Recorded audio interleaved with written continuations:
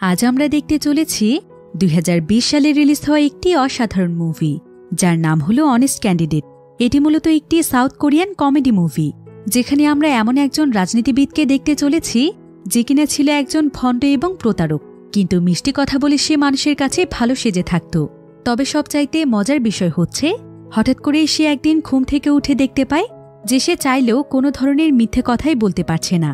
আর এরপর থেকে যখনই সে কোনো মিটিং অথবা ভাষণ দিতে যেত, সেখানে সে তার মনের ভেতরে থাকা সমস্ত সত্য কথা মানুষের সামনে বলে ফেলত। রাজনীতিবিদদেরকে নিয়ে তো আমাদের জীবনে বিনোদনের শেষ নেই, আর তারা সবাই কতটা সত্য কথা বলে সেটা তো আমরা সবাই জানি। তো এই সত্যবাদী মানুষগুলোর মুখ দিয়ে যদি তাদের মনের কথা বের হতে থাকে, তখন পরিস্থিতি কতটা মজাদার হতে পারে ভাবতে পারছেন? তাহলে চলুন ঘুরে আসা যাক সত্যবাদী এক রাজনীতিবিদের গল্প থেকে। তো গল্পটি শুরু হয় সাউথ কোরিয়ার সিওল শহরে, যেখানে একটি রাজনৈতিক দলের মিটিং হচ্ছিল। এখানে আমরা ইসুন নামক একজন মহিলাকে দেখতে পাই, আর ইসুন হল এই শহরের মেয়র। তবে ইসুন শুধু একবার নয়, বরং পরপর 3 বার জনগণের ভোটে জিতে মেয়র হয়েছে। আর ইসুন যেই রাজনৈতিক দলের মেয়রের পদে রয়েছে, সেই দলটি আসলে বহু বছর আগে ইসুনের দাদি প্রতিষ্ঠিত করেছিল। আর কোরিয়ার ইতিহাসে ইসুনের দাদি ছিল সবচাইতে সৎ এবং নিষ্ঠাবান একজন রাজনীতিবিদ, কারণ সে তার সারাটি জীবন জনগণের কল্যাণেই ব্যয় করে গিয়েছে, এবং সে নিজের তরফ থেকে নিজের সম্পদ মানুষের কল্যাণে ব্যয় করেছে, যেটা হয়তো এখন পর্যন্ত কোনো রাজনীতিবিদ করেনি। তাই ইসুনের দাদিকে সবাই ভালোবাসত, এমনকি এখন পর্যন্ত মানুষ তার দাদিকে সম্মানের সাথে স্মরণ করে, তাকে রাজনৈতিক দলের আদর্শ মানা হয়। কিন্তু সবচাইতে লজ্জার বিষয় হচ্ছে যে ইসুন এরকম একজন রাজনীতিবিদের নাতনি হয়ে সে নিজেই ছিল একজন বাটপার মহিলা। সে ছিল অসৎ একজন মানুষ, কারণ সে জনগণের সামনে একরকম, আর তার ভেতরে সব সময় থাকে অন্য কিছু। প্রতি বছর সে জনগণকে নানা ধরনের প্রতিশ্রুতি দেয়, আর এভাবে মানুষের মন জয় করে ভোটে জিতে গেলে সে তার কোনো প্রতিশ্রুতি ঠিকমতো পালন করে না, এবং সবসময় নিজের স্বার্থের দিকেই নজর রাখে। তো এবারে যখন নির্বাচনের সময় চলে আসে, তখন সে তার এই মহান কাজ জারি রাখে। সে মানুষের দাঁড়ে দাঁড়িয়ে গিয়ে ভালো ব্যবহার করে ভোট চায়। তার ব্যবহার দেখে মনে হচ্ছিল যেন আকাশ থেকে কোনো ফেরেশতা নেমে এসেছে।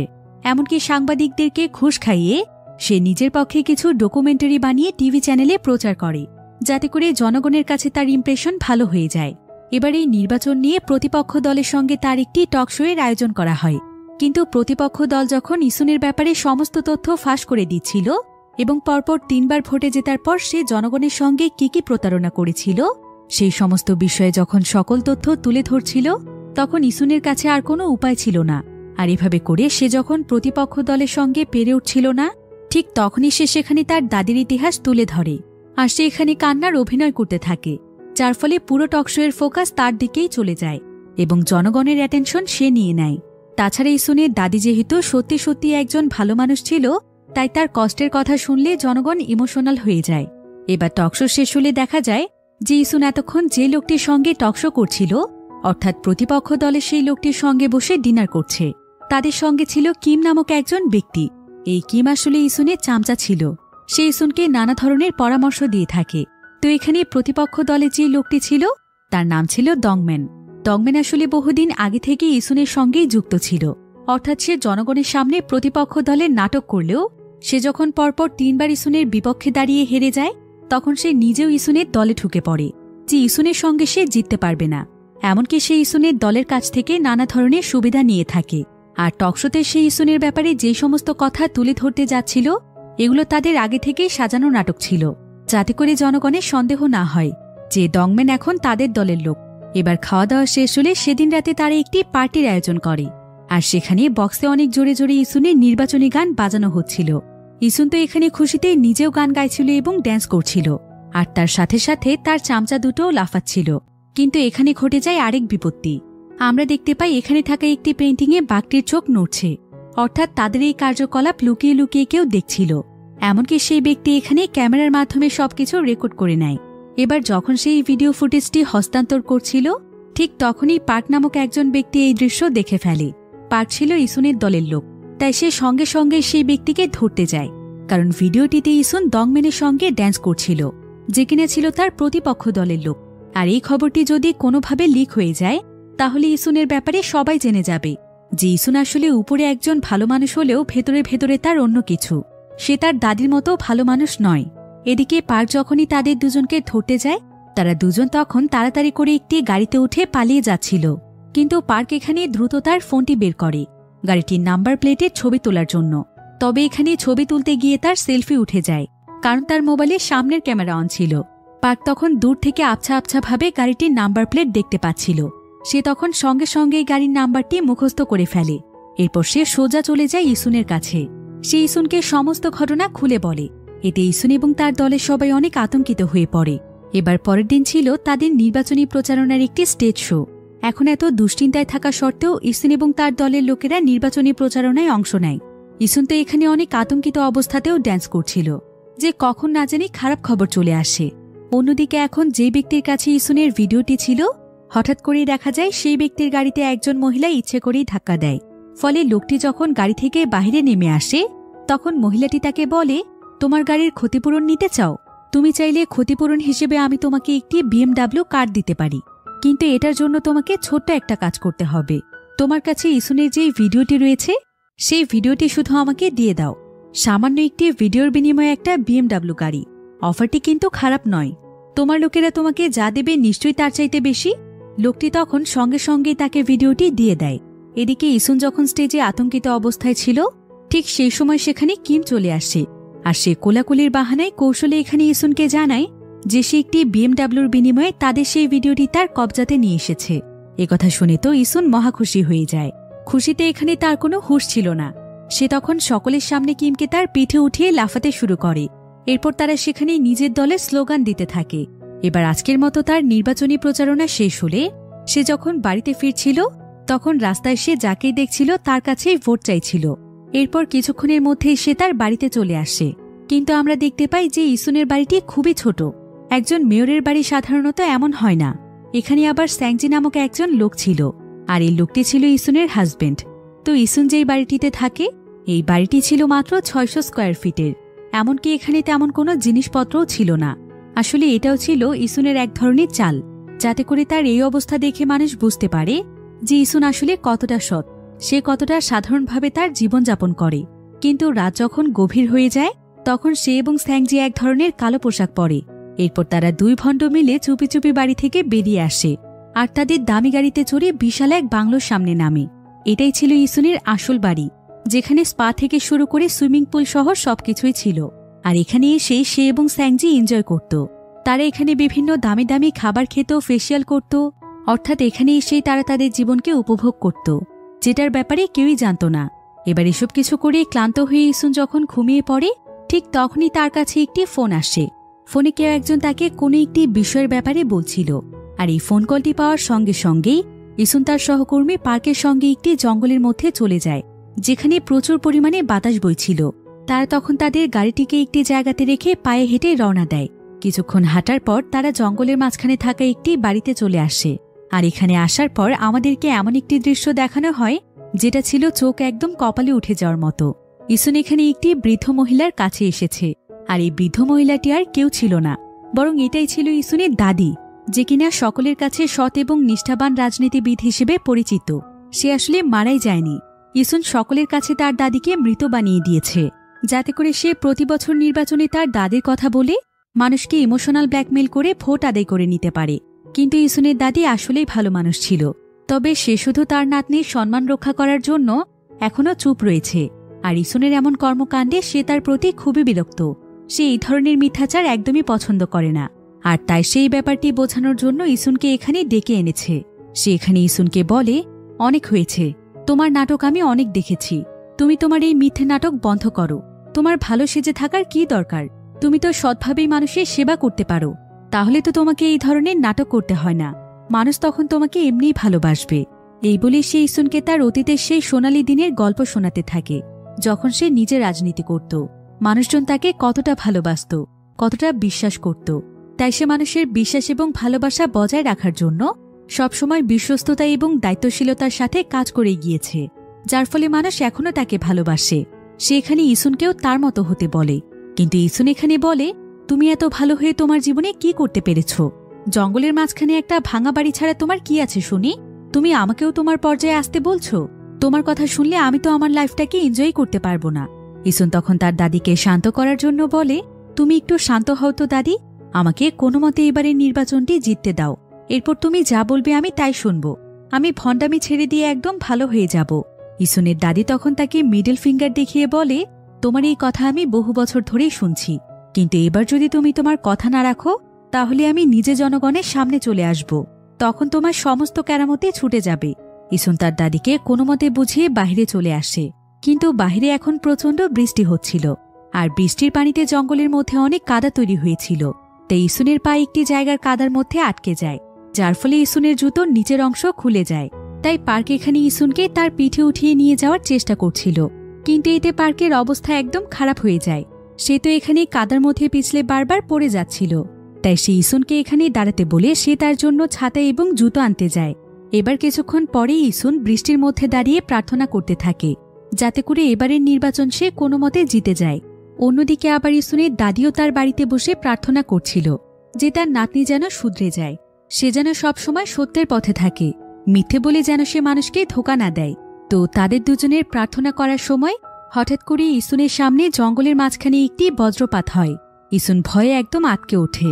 এরপর সেদিন কোনো মতে ইসুন তার বাড়িতে ফিরে আসে, কিন্তু সকালবেলা যখন সে ঘুম থেকে ওঠে তখন তার হাজব্যান্ড স্যাংজি তাকে বলে যে তার মা নাকি ইসুনের কথা জিজ্ঞাসা করেছে।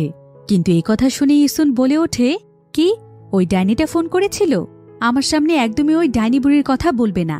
সে কি জানতে চেয়েছে? হ্যাঁ, আমি এখনো মরে গিয়েছি কিনা সেটা জানতে চেয়েছে? পাগল মহিলা কোথাকার। একথা শুনে স্যাংজি তো রীতিমতো চমকে ওঠে। সে বলে, কি বলছো এসব তুমি? উনি তোমার শাশুড়ি হয়, তুমি তো কোনোদিনও তার ব্যাপারে এভাবে বলনি। ইসুন বলে, ঠিকই তো বলেছি, তোমার মা একটা শয়তান ডাইনি মহিলা, আমাকে সবসময় বাচ্চার কথা বলে পাগল করে দিয়েছে। ওনার এত শখ হলে উনিই তো বাচ্চা নিতে পারে, ওনার কথা আমার সামনে একদমই বলবে না। তার কথা শুনলেই আমার শরীর একদম জ্বলে ওঠে।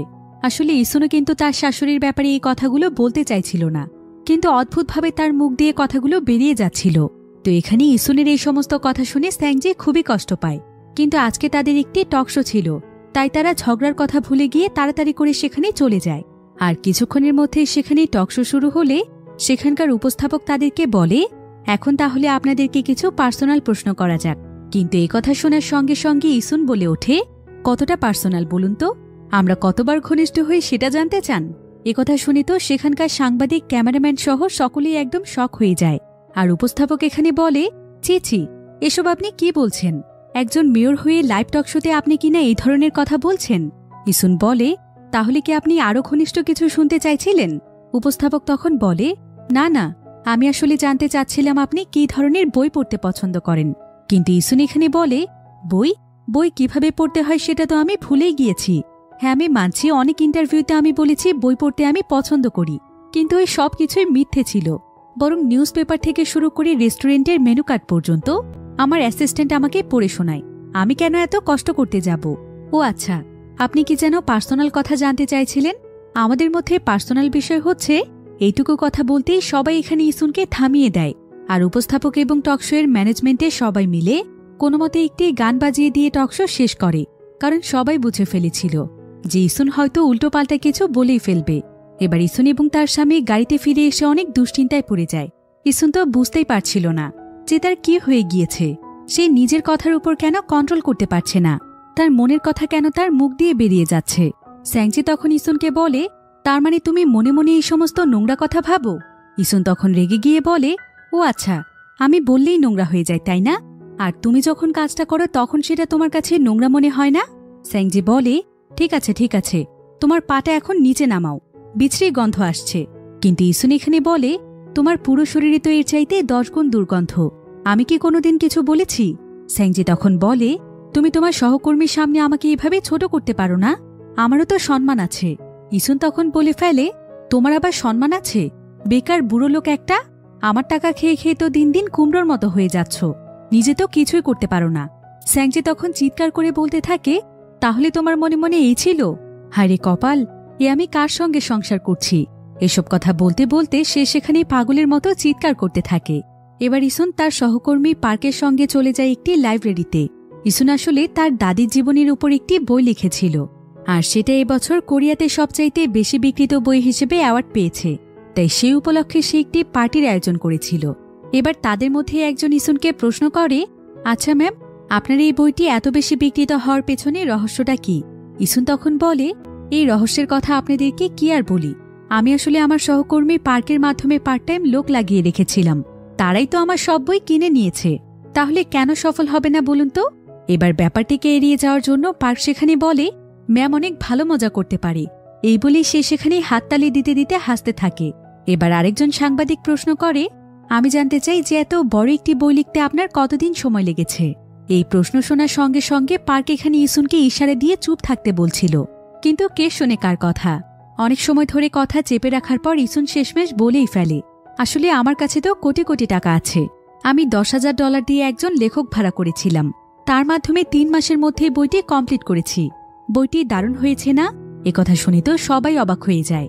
আর ইসুন তো রাগে এবং ক্ষোভে চিৎকার করতে করতে তার নকল চুলটিও মানুষের সামনে খুলে ফেলে। এরপর সঙ্গে সঙ্গে এই ঘটনা সারা দেশে ভাইরাল হয়ে যায়। এদিকে ইসুন সেখান থেকে বেরিয়ে বাহিরে বসে কাঁদতে শুরু করে। আর পার্ক এখানে ইসুনকে বলে, ম্যাম সব জায়গাতে একটু সাবধানে কথা বলুন। সামনে ইলেকশন। আপনি যে সব কর্মকাণ্ড শুরু করেছেন, এতে তো মনে হয় না যে গাড়ি পাওয়ার স্বপ্ন আমার পূরণ হবে। ইসুন তখন বলে, হ্যাঁ তোমাকে গাড়ি দিতে চেয়েছিলাম, কিন্তু সেকেন্ড হ্যান্ড গাড়ি। ইসুন এখানে সত্য কথা বলে ফেলায় সে এখানে আবারও পাগলামি করছিল। আর এই কথা শুনে তো পার্কেরও একদম মাথা খারাপ হয়ে যায়। যাই হোক, রাস্তাতে এভাবে পাগলামি করার পর পার্ক ইসুনকে তার বাড়িতে নিয়ে আসে। আর ইসুন তার বাড়িতে প্রবেশ করলেই দেখতে পায় যে সেখানে তার শাশুড়ি মা এসেছেন। তাই ইসুন এখানে সঙ্গে সঙ্গেই বলে ফেলে, কি ব্যাপার, এই ডাইনি বুড়ি এখানে কি করছে? আমার মাথাটা খেতে এসেছে তাই না? একথা শুনে তো ইসুনের শাশুড়ি একদম অবাক হয়ে যায়। আর ইসুন এখানে তার কথায় নিয়ন্ত্রণ রাখতে না পেরে তার মুখ চেপে ধরে। কিন্তু তারপর তার মুখ দিয়ে বারবার সত্য কথাগুলো বের হতে চাইছিল। সে তখন তার মুখ অনেক জোরে চেপে ধরে কথাগুলো আটকে রাখার চেষ্টা করছিল। আর ইসুনের এমন কাণ্ড দেখে স্যাংজি এবং তার শাশুড়ি অনেক খুশি হয়ে যায়। তারা ভাবছিল ইসুন হয়তো প্রেগনেন্ট হয়ে গিয়েছে, তাই তার বমি বমি ভাব পাচ্ছে। ইসুনের শাশুড়ি তখন বলে, এটা কবে হলো মা? আমাকে তো একবার জানাতে পারতে। কত বছর ধরে আমি অপেক্ষা করছি এই খবরটি শোনার জন্য। কিন্তু সঙ্গে সঙ্গে ইসুন বলে ওঠে, একদম চুপ করুন ডাইনি মহিলা কোথাকার। আপনার ছেলে কিছু পারলে তো সন্তান হবে। একথা শুনে তো লজ্জায় স্যাংজি কোথায় লুকোবে সেটার তো জায়গায় খুঁজে পাচ্ছিল না। কিন্তু ইসুনের শাশুড়ি এখানে ইসুনকে বলে, এখন চিকিৎসা ব্যবস্থা অনেক উন্নত, এসো আমরা সবাই মিলে একটু খোলাখুলি কথা বলি। এবার খোলাখুলি কথা বলার কিছুক্ষণ পরেই আমরা দেখতে পাই যে ইসুনের শাশুড়ি তার সমস্ত জিনিসপত্র নিয়ে মরা লাশের মতো বেরিয়ে আসছে। আর সে নিজে নিজেই বলছে, এমন দিন দেখার আগে আমার মরণ হলো না কেন? একটা মেয়ে মানুষ এতটা নির্লজ্জ কি করে হতে পারে? খোলাখুলি কথা বলতে গিয়ে যে আমি নিজেই খুলে যাব সেটা আমার আগে বোঝা উচিত ছিল। এদিকে এই বিষয়টি নিয়ে স্যাংজি খুবই কষ্ট পেয়েছিল। কিন্তু ইসুন এখানে তার কাছে ক্ষমা চাইতে গিয়ে বলে ফেলে, আমি তো ঠিকই করেছি। এখন পরিস্থিতি সামলে নেওয়ার জন্য ইসুন তার স্বামীকে জড়িয়ে ধরে। এবার পরের দিন সকালবেলা ইসুন মিস্টার কিমের সঙ্গে দেখা করতে যায় নির্বাচনী প্রচারণার ব্যাপারে কিছু আইডিয়া নেওয়ার জন্য। কিন্তু কথা বলার সময় সে তাকেও এখানে নানা ধরনের বাজে কথা বলে ফেলে। সে তাকে পেট মোটা, বুড়ো এবং ধান্দাবাজ বলে সেখান থেকে দৌড়ে পালাতে থাকে, কারণ সে তো এগুলো বলতেই চাইছিল না। সে এখন খুব ভালোভাবেই বুঝে যায় যে এভাবে চলতে থাকলে সে পুরোপুরিভাবে শেষ হয়ে যাবে। তাই সে তার সহকর্মী পার্কের সাথে নানা ধরনের চিকিৎসা নিতে থাকে। সে ডাক্তার, কবিরাজ, সাইকোলজিস্ট অর্থাৎ যত ধরনের চিকিৎসা রয়েছে সমস্ত চিকিৎসা গ্রহণ করে, কিন্তু কোনো কিছুতেই কোনো লাভ হয় না। সে অনেক চেষ্টা করার পরেও কোনোভাবেই মিথ্যে বলতে পারছিল না, এমনকি একটা ছোট্ট মিথ্যেও নয়। তারপর আবার চিকিৎসা নিতে গিয়ে সে ডাক্তার কবিরাজকেও গালাগাল দিতে শুরু করে, অর্থাৎ সে না চাইতেও তার মনের কথা মুখে চলে আসছিল।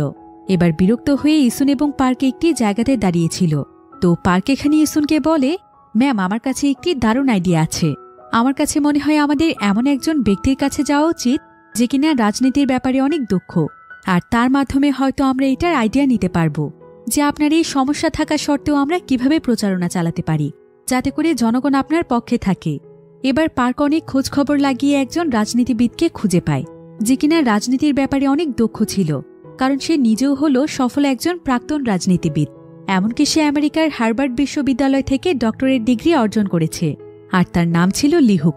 তো পার্ক এখানে লিহুককে ইসুনের ব্যাপারে সবকিছু খুলে বলে, আর এই সমস্ত পরিস্থিতি বুঝতে পেরে লিহুক তাদেরকে সাহায্যের জন্য রাজি হয়ে যায়। আর সে বলে যে ইসুনের ব্যাপারে নির্বাচনী প্রচারণা কিছুটা ভিন্নভাবে চালাতে হবে। তবে প্রথমে তার যত পরিচিত দল ছিল, যেমন বিভিন্ন এলাকার স্থানীয় চেয়ারম্যান, মিলিটারি, পুলিশ সদস্য এবং বিভিন্ন পপুলার ফুটবল প্লেয়ারদেরকে দিয়েও ইসুনের ব্যাপারে প্রচারণা চালায়। এরপর সে প্রয়োগ করে তার দ্বিতীয় আইডিয়া। সেটা ছিল ইসুন যেহেতু সত্য কথা বলছে, তো তার এই সত্য কথা বলার নেগেটিভিটিকেই তারা মজার ছলে প্রচার করতে শুরু করে। সেই সাথে তারা তাদের দলে স্লোগানও বদলে ফেলে। স্লোগানটি ছিল কিছুটা এমন, সত্য বলার কিট, ইসুন রাজনীতিবিদ। অর্থাৎ তারা এটা প্রচার করছিল যে ইসুন হল সবচাইতে সত্যবাদী রাজনীতিবিদ। আর তাদের এই মজার ছলে তৈরি করা স্লোগান পুরো দেশে অনেক পপুলার হয়ে যায়। জনগণ তো কবিতার মতো এই স্লোগান বলতে থাকে।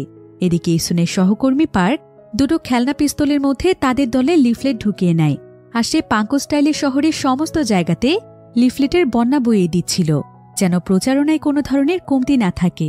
এবার কিছুক্ষণ পরে একটি ট্রাকের মধ্যে মাইকিং করা হচ্ছিল, যেখানে বলা হচ্ছিল যে ইসুন নাকি মিলিটারি ট্রেনিংয়ে পাঠানোর ভয়ে তার ছেলেকে আমেরিকায় পাঠিয়ে দিয়েছে, আর আমেরিকা থেকে তার ছেলেকে আনছে না। আসলে ইসুনের ব্যাপারে নেগেটিভিটি ছড়ানোর জন্য এই কাজটি করছিল তার প্রতিপক্ষ দলেরই নেতা। আর কোরিয়াতে একটি নিয়ম রয়েছে, সেটা হলো কোরিয়ার প্রত্যেকটি ছেলেকে 18 থেকে 28 বছরের মধ্যে যে কোনো একটি টাইমে মিলিটারি ট্রেনিং নিতে হয়। সেটা সাধারণ জনগণ থেকে শুরু করে সেলিব্রিটিদের জন্য একই নিয়ম ছিল। তাই ট্রেনিং থেকে কারো বাঁচার কোনো সুযোগ নেই। আর কেউ যদি ইচ্ছে করে মিলিটারি ট্রেনিং না নেয়, তাহলে তার বিরুদ্ধে ব্যবস্থা গ্রহণ করা হয়। তো ইসুনের ছেলের এই বিষয়টি জানতে পেরে জনগণের মধ্যে তার ছেলেকে নিয়ে অনেক আগ্রহ তৈরি হয়। তাই ইসুন তখন তাড়াতাড়ি করে স্যাংজিকে তার ছেলের কাছে পাঠায়। তার ছেলের নাম হচ্ছে জিসু। কিন্তু জিসু কিছুতেই কোরিয়াতে আসতে চাইছিল না, কারণ কোরিয়াতে গিয়ে মিলিটারি ট্রেনিং নিতে গেলে তার এত শখের চুলগুলো কেটে ফেলতে হবে। তবে স্যাংজি তখন তাকে জোর করে ধরে তার সমস্ত চুল কেটে দেয়। এরপর সে তাকে কোনো মতে কোরিয়াতে নিয়ে আসে।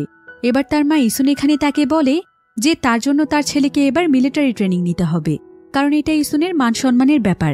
কিন্তু জিসু এখানে বলে, আমি এসব ট্রেনিং ফেনিং করতে পারবো না, তুমি অন্য কাউকে দেখো। ইসুন তখন তাকে বলে, তুমিও একদম তোমার বাবার মতো অপদার্থ হয়েছ, তোমরা দুজন কোনো কাজের না।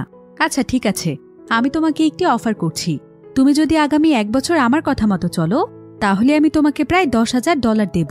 একথা শুনে জিসু সঙ্গে সঙ্গেই রাজি হয়ে যায়। এদিকে স্যাংজি এখানে ইসুনের দিকে তেড়ে আসে, আর সে এখানে চিৎকার করতে করতে ইসুনকে বলে, ছেলে যদি তোমাকে 1 বছর সহ্য করার জন্য $10,000 পায়, তাহলে আমি তো তোমাকে সারা জীবন সহ্য করছি। আমার কি অন্তত $30,000 পাওয়া উচিত নয়? আমাকেও $30,000 দিতে হবে। একথা শুনে তো ইসুন সেখানে চিৎকার করে ওঠে।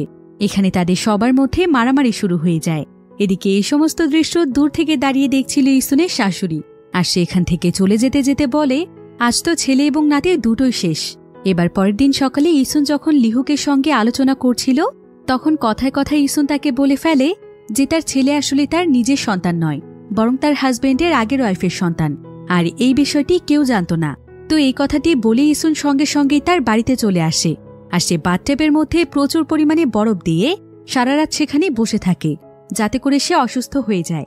কারণ কাল সকালেই তাকে একটি জায়গাতে ভাষণ দিতে হবে, আর সে কোনোভাবেই চায় না যে তার মুখ দিয়ে সেই সত্য কথাটা বেরিয়ে যাক যে যিশু আসলে তার নিজের সন্তান নয়, কারণ সে যিশুকে সত্যি সত্যি অনেক ভালোবাসে।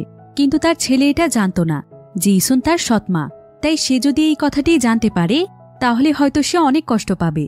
এবার পরের দিন সকালে ইসুন যখন স্টেজে দাঁড়িয়ে ভাষণ দিচ্ছিল, ঠিক তখনই সে সঙ্গে সঙ্গে অসুস্থ হয়ে অজ্ঞান হয়ে যায়। আর তাকে হসপিটালে নিয়ে যাওয়া হলে সে সেখানকার একটি টিভির মধ্যে দেখতে পায় যে তার প্রতিপক্ষ দলের নেতা ইউন একটি টকশোতে এসে মিডিয়ার সামনে তার ছেলের ব্যাপারে সব কথা বলে দিয়েছে, যে যিশু ইসুনের সৎ ছেলে। একথা শুনে ইসুন সেখানেই একদম পাগলের মতো হয়ে যায়। সে ইউনকে গালাগাল দিতে থাকে। এদিকে পার্ক তাকে কোনো মতে শান্ত করে বাহিরে নিয়ে আসলে সেখানে প্রচুর পরিমাণে মিডিয়ার ভিড় ছিল।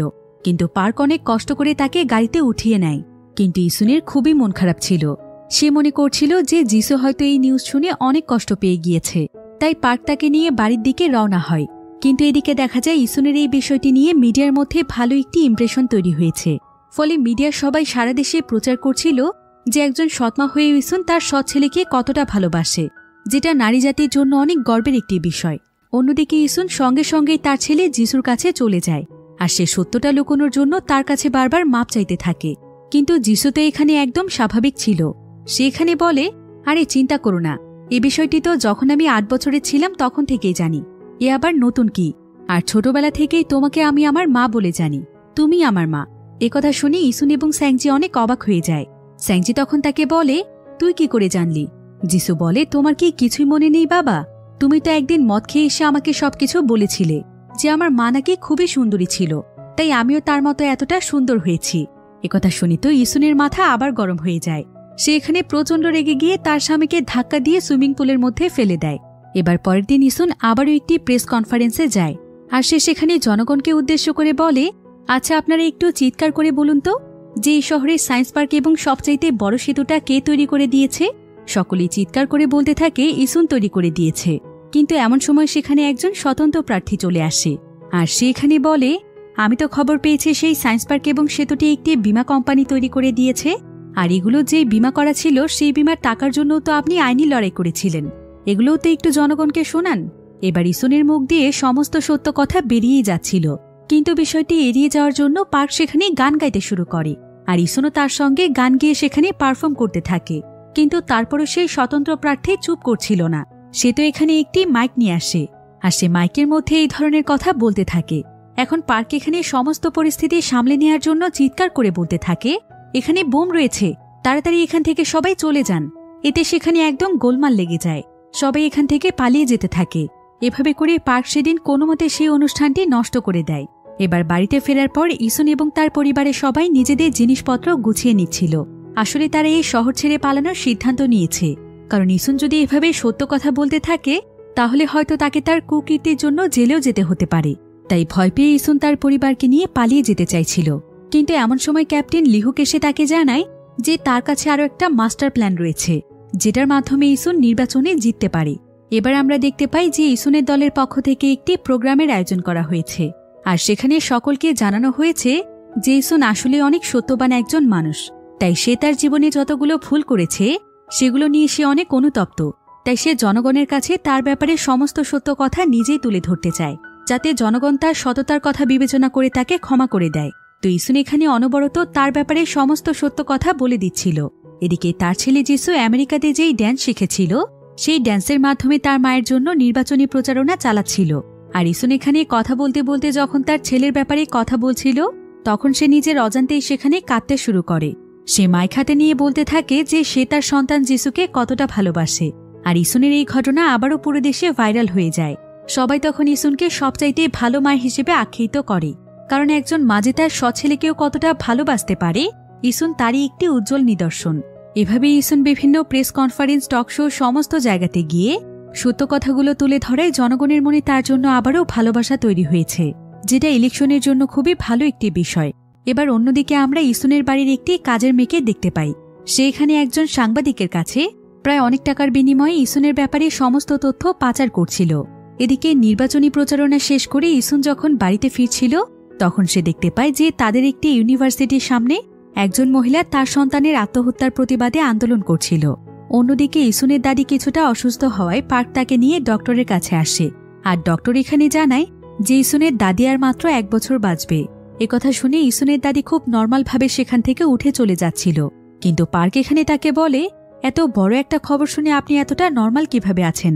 ইসুনের দাদি তখন তাকে বলে, আরে এই ডাক্তার একটা পাগল, গত 8 বছর ধরে আমাকে এই একই কথাই বলছে, চলে এসো।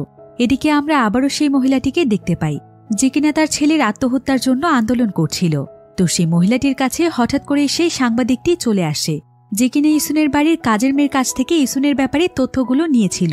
আর ওই তথ্যগুলোর মাধ্যমে সে ইসুনের ব্যাপারে নানা ধরনের খবর জানতে পারে। সেটা হলো ইসুনের যে ইউনিভার্সিটিটি ছিল সেখানে সে গরিব স্টুডেন্টদেরকে স্কলারশিপের কথা বললেও সে বিভিন্ন বড় বড় নেতা এবং ধনী মানুষদের কাছ থেকে প্রচুর পরিমাণে টাকা নিয়ে তাদের সন্তানদেরকে অ্যাডমিশন দিয়ে দিত। এখন এই বিষয়টি নিয়ে সেই সাংবাদিক একটি টিভি চ্যানেলের মাধ্যমে লাইভে আসে, আর সে বিভিন্ন জিনিসপত্র দিয়ে এখানে উদাহরণ দিতে থাকে যে ইসুন কিভাবে ধনী মানুষদের কাছ থেকে টাকা নিয়ে তাদের সন্তানকে সেই ইউনিভার্সিটিতে অ্যাডমিশন দিয়েছে। আর এই কাজটি করতে গিয়ে সে শত শত গরিব স্টুডেন্টদেরকে ইচ্ছে করেই ফেল করিয়ে দিয়েছে, যার ফলে স্কলারশিপ প্রাপ্ত একজন মেধাবী ছেলে ডিপ্রেশনে ভুগে আত্মহত্যা করে মারা গিয়েছে। তাই সেই ছেলেটির মা আজও তার সন্তানের মৃত্যুর প্রতিবাদে আন্দোলন করে যাচ্ছে, আর এটার দায়ভার পুরোপুরিভাবে ইসুনের। এখন এই নিউজটি প্রকাশ পেলে জনগণ আবারও ইসুনকে ঘৃণা করতে শুরু করে। এদিকে লিহুকও এখন ইসুনের বিরুদ্ধে চলে যায়, কারণ লিহুক ইসুনের এই কর্মকাণ্ডের ব্যাপারে জানত না। এদিকে সেই সাংবাদিক ইসুনের বিরুদ্ধে যে বক্তব্যগুলো দিয়েছে ইসুনকে সেই ব্যাপারে সমস্ত কথা প্রেস কনফারেন্সে খোলাখুলি আলোচনা করতে বলা হয়। কিন্তু মুশকিল ব্যাপার তো এটাই ছিল যে ইসুন চাইলেও এখন মিথ্যে বলতে পারবে না। এবার কিছুক্ষণ পরে ইসুন সেখানে তার দাদিকে দেখতে পায়। তার দাদি এখানে তাকে বলে, এবার ভালো হয়েছে, তোমার সমস্ত কিছু মানুষের কাছে ফাঁস হয়ে যাচ্ছে। আমি আগেই বলেছিলাম মিথ্যের আশ্রয় কখনোই নিও না। এখন এই সমস্ত ব্যাপার নিয়ে তাদের দুজনের মধ্যেই সেখানে ঝগড়া শুরু হয়ে যায়। কিন্তু কিছুক্ষণ পর ইসুন তার দাদিকে নিয়ে আবারও সেই জঙ্গলের মাঝখানে চলে যায়, যেখানে সে প্রার্থনা করেছিল। এবার তারা দুজন মিলে সেখানে প্রার্থনা করতে থাকে যে ইসুনের জীবন যেন একদম স্বাভাবিক হয়ে যায়, সে যেন নর্মাল মানুষের মতোই জীবনযাপন করতে পারে। তো এখানে প্রার্থনা করতে করতে সকাল গড়িয়ে রাত চলে আসে, কিন্তু তারপরে এতে কোনো লাভ হয় না। এবার আমরা কিছুদিন পরের ঘটনা দেখতে পাই, যেখানে লিহুক মিডিয়ার কাছে জানিয়ে দিয়েছে যে সে ইসুনের দল ছেড়ে দিয়েছে। তাই লিহুক তখন ইসুনের প্রতিপক্ষ দল ইউনের সঙ্গে যুক্ত হয়। আসলে হঠাৎ করে ইসুনের দাদি খুবই অসুস্থ হয়ে গিয়েছিল, তাই তাকে আইসিইউতে ভর্তি করা হয়েছে। আর কোনোভাবে এই বিষয়টি লিহুক জানতে পেরেছিল যে ইসুনের দাদি এখনও বেঁচে আছে, কিন্তু তারপরও ইসুন জনগণের সামনে তার দাদিকে মৃত প্রমাণিত করেছে। আর এটা জানতে পেরে সে ইসুনের দল ছেড়ে দিয়েছে। আসলে কোরিয়াতে মা বাবা এবং বিভিন্ন আত্মীয় স্বজনদেরকে নিয়ে যে কোনো মিথ্যাচারকে অনেক বড় একটি ক্রাইম মনে করা হয়। আর এই নিউজটি যদি কোনো মতে সারা দেশে ফাঁস হয়ে যায়, তাহলে ইসুন আর ইলেকশনে দাঁড়াতে পারবে না, তার মনোনয়ন বাতিল করে দেয়া হবে। তাই ইসুন অনেক দুশ্চিন্তায় পড়ে যায়। সে তখন মুখোশ পরে ছদ্মবেশে তার দাদির সঙ্গে দেখা করতে যায়। তার দাদির অবস্থা এখন এতটাই খারাপ ছিল যে সে একটি কথাও বলতে পারছিল না, কিন্তু সে ইশারা দিয়ে ইসুনকে ভরসা দিচ্ছিল যে সবকিছু একদম ঠিক হয়ে যাবে। সে ইসুনের জন্য প্রার্থনা করছে। আর ইসুন এখানে তার দাদির এই অবস্থা দেখে খুবই কষ্ট পাচ্ছিল। সেও আসলে তার দাদিকে অনেক ভালোবাসে, যেটা সে কখনো প্রকাশ করত না। এরপর ইসুন সোজা চলে যায় কিমের কাছে, কিন্তু কিম এখানে তাকে জানায় যে সেও তার দল থেকে চলে যেতে চায়, কারণ সেও ইসুনের দাদির বিষয়টি জানতে পেরেছিল। কিন্তু ইসুন তাকে এখানে বোঝানোর চেষ্টা করে। সে তাকে বলে, রাজনীতির ব্যাপারে আপনি তো আমাকে সমস্ত বুদ্ধি দিয়েছেন, আপনার কথা দিয়ে তো আমি সব কাজ করেছি, তাহলে কেন আমার সঙ্গে এমন করছেন? আর আমি সত্যি বলছি, আমার দাদি আসলেই মারা গিয়েছে। একথা বলতে ইসুন নিজেও অনেক অবাক হয়ে যায়, কারণ সে মিথ্যে বলতে পারছে। তাই সে খুশিতে দৌড়ে স্যাংজির কাছে চলে যায়। আর সে স্যাংজিকে বলে যে সে মিথ্যে বলতে পেরেছে। সে বলেছে যে তার দাদি মারা গিয়েছে। একথা শুনে স্যাংজি তাকে বলে, তুমি ঠিকই বলেছ, দাদি আমাদেরকে ছেড়ে চলে গিয়েছে। ইসুন এতে খুবই কষ্ট পায়। এরপর স্যাংজি এবং ইসুন দুজন মিলে তার দাদির ফিউনারেল করতে আসে। আর তার দাদির মারা যাওয়ার সঙ্গে সঙ্গেই তার দাদির সেই দোয়াটাও তার সাথে চলে গিয়েছে। তাই ইসুন এখন আবারও মিথ্যে বলতে পারছিল, কিন্তু এই বিষয়টি কেউ জানত না। তবে ইসুনের তার দাদির লাশটিকে দাফন করার আগেই সেখানে ইউন, লিহুক এবং কিম চলে আসে, যারা কিনা এখন তার বিপক্ষে ছিল। আর তারা এখানে তাদের দলবল নিয়ে হাসপাতালে জোর করে প্রবেশ করার চেষ্টা করছিল। তারা আসলে এটা দেখতে চাইছিল যে লাশটি আসলে ইসুনের দাদির কিনা, কারণ এই বিষয়ে একটু প্রমাণ বের করতে পারলেই তারা জনগণকে এটা জানিয়ে দেবে। কিন্তু সবাই ইসুনকে ছেড়ে গেলেও পার্ক এখনো ইসুনের পাশেই ছিল। সে একাই এখানে ইসুনকে রক্ষা করার চেষ্টা করছিল, কিন্তু এতেও যখন কোনো লাভ হচ্ছিল না, তখন ইসুন তাদেরকে বলে যে আজকের মতো তারা যেন তার সঙ্গে এমনটা না করে, আর তাদেরকে এতটা কষ্ট করতে হবে না। কাল সকালে সে প্রেস কনফারেন্স ডেকে তার দাদির ব্যাপারে সব সত্য কথা বলে দেবে এবং সে ইলেকশন থেকেও সরে যাবে।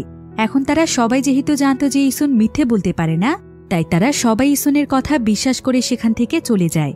এবার পার্কের মাথায় ইসুনের প্রতিপক্ষ দলকে ধ্বংস করে দেওয়ার মতো একটি আইডিয়া আসে। আর সে তখন সোজা সেই লোকটির কাছে চলে যায় যার কাছে ইসুনের সেই ভিডিওটি ছিল। আর এই ব্যক্তির কাছে দেশের সকল বড় বড় লোকদের গোপন ভিডিও থাকে। তো পার্ক তাকে টাকা দিয়ে ইসুনের সেই ভিডিওটি কিনে নেয়। এখন এই ভিডিওটি ছিল তাদের জন্য শেষ সম্বল, কারণ এই ভিডিওটি যদি তারা প্রকাশ করতে পারে তাহলে ইসুনের সাথে সাথে বাকিদের মুখোশ মানুষের সামনে খুলে যাবে। এখন পার্ক সেই ভিডিওর পেন ড্রাইভটি ইসুনের কাছে এনে দেয়। এর কিছুক্ষণ পরে ইসুন সেখানে থাকা একটি সিসিটিভির মধ্যে দেখতে পায় যে সেই মহিলাটি এখনও তার সন্তানের জন্য আন্দোলন করছে। ইসুন প্রায় অনেক সময় ধরে মহিলাটির দিকে তাকিয়ে থাকে, আর সে তার সন্তান যিশুর কথা চিন্তা করে যে যিশুর সঙ্গে এমন হলে সে কি করত। তাই সেইখানে তার ভুল বুঝতে পেরে সোজা সেই মহিলাটির কাছে চলে যায়, আর সে মাথা নত করে তার কাছে ক্ষমা চাইতে থাকে। কিন্তু এমন সময় সেখানে তার প্রতিপক্ষ দলের সবাই চলে আসে। তারা আসলে সেই ভিডিওটির ব্যাপারে খবর পেয়ে গিয়েছিল। এদিকে ইসুন তাদেরকে দেখে পালাতে শুরু করে। সে তার গাড়ি নিয়ে এখান থেকে অনেক দূরে চলে যেতে চাইছিল, কিন্তু তারা সবাই তার পেছনে লেগে যায়। আর তাদের সঙ্গে ইসুন পেরে উঠছিল না, তাই বাধ্য হয়ে তাকে গাড়ি থামিয়ে দিতে হয়। কিন্তু সে বুঝতে পারছিল না যে সে পেনড্রাইভটিকে কোথায় লুকোবে। তারপর সে বুদ্ধি করে তার হেয়ার ব্যান্ডের ভেতরে পেনড্রাইভটিকে লুকিয়ে ফেলে। আর ততক্ষণে ইসুনের বিরোধী দলের লোকেরা তাকে ধরতেই আসছিল, কিন্তু ইসুন তার আগেই তার হাজব্যান্ড এবং পার্কে খবর দিয়েছিল। তাই তারা দুজনেই তখন ইসুনকে বাঁচাতে চলে আসে। আর তারা দুজন মিলে এখানে হিরোর মতো বিরোধী দলের সঙ্গে ফাইট করতে শুরু করে। তাদের মধ্যে এখানে অনেক ফানি একটি ফাইট হয় এরপর পার্ক এবং স্যাংজি কোনোমতে ইসুনকে নিয়ে সেখান থেকে পালিয়ে যায়। কিছুক্ষণ পর ইসুন দৌড়ে চলে যায় সেই সাংবাদিকের কাছে, যে কিনা তার ব্যাপারে সমস্ত তথ্য মানুষের কাছে ফাঁস করে দিয়েছিল। সে তখন সাংবাদিককে সেই পেন ড্রাইভটি দিয়ে সেখান থেকে চলে যায়। আর সেই সাংবাদিক যখন পেন ড্রাইভটি ওপেন করে দেখে, তখন সে যেন তার নিজের চোখকেই বিশ্বাস করতে পারছিল না। সে তাড়াতাড়ি করে তার পুরো টিমকে নিয়ে ভিডিওটি সঙ্গে সঙ্গেই টিভি চ্যানেলে টেলিকাস্ট করে দেয়। এবার পরের দিন সকালে ইসুন একটি প্রেস কনফারেন্সের আয়োজন করে, যাতে করে সে সকলের কাছে ক্ষমা চেয়ে নির্বাচন থেকে সরে দাঁড়াতে পারে। কিন্তু এই প্রেস কনফারেন্সে মাত্র কয়েকজন সাংবাদিক এসেছে। তারপরে ইসুন সকলের কাছে ক্ষমা চায়। এরপর সে যখনই সেখানে ইস্তফা জমা দিতে চাইছিল, ঠিক তখনই সেখানে দৌড়ে শত শত সাংবাদিক চলে আসে। আর তারা সবাই মিলে ইসুনকে প্রশ্ন করতে থাকে যে সে এত বড় কেলেঙ্কারি কিভাবে ফাঁস করেছে, আর তার কাছে তার প্রতিপক্ষ দলের এই সমস্ত ভিডিও কোথা থেকে এসেছে। কিন্তু ইসুন তো কিছুই বুঝতে পারছিল না যে এখানে কি হচ্ছে। আসলে গতকাল রাতে পার্ক যে ব্যক্তির কাছ থেকে ভিডিওটি কিনে এনেছিল, সেই ব্যক্তি ভুল করে পার্ককে অন্য আরেকটি ভিডিওর পেনড্রাইভ দিয়ে দিয়েছিল। আর সেই পেনড্রাইভের মধ্যে ইসুনের প্রতিপক্ষ দল অর্থাৎ ইউন, লিহুক এবং কিমের গোপন ভিডিও ছিল। তারা আসলে জনগণের আড়ালে যে সমস্ত কুকীর্তি করে বেরিয়েছে, সেই সমস্ত কিছুর ভিডিও এই পেনড্রাইভটির মধ্যেই ছিল। আর ইসুনের সেই ভিডিওটি সেই ব্যক্তির কাছেই রয়ে গিয়েছে। এখন ইসুনের প্রতিপক্ষ দলের এমন কর্মকাণ্ড দেখে তাদেরকে সঙ্গে সঙ্গে নির্বাচন থেকে বহিষ্কার করা হয়। এ ঘটনার পর প্রায় 2 বছর সময় পার হয়ে যায়। এখানে আমরা জানতে পারি যে সেই নির্বাচনে ইসুন মাত্র 8টি ভোটের ব্যবধানে হেরে গিয়েছিল। সে মনে মনে প্রতিজ্ঞা করেছিল যে সে তার দাদের মতো একজন সৎ রাজনীতিবিদ হবে এবং সে সবসময় সৎভাবেই মানুষের সেবা করে যাবে।